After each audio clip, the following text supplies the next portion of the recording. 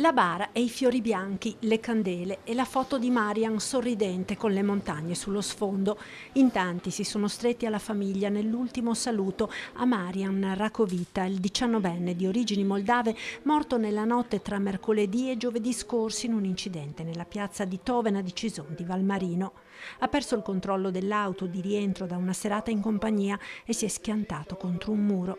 L'impatto è stato violentissimo. Marian si è spento il giorno dopo all'ospedale Cafoncello.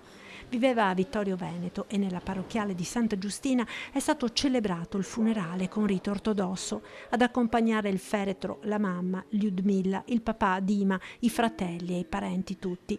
In chiesa anche i tanti amici di Marian, i compagni di scuola che l'hanno salutato con parole d'affetto. Ciao Marian, siamo tutti qui per te e non riusciamo ad accettare il fatto che tu ci abbia lasciato troppo presto.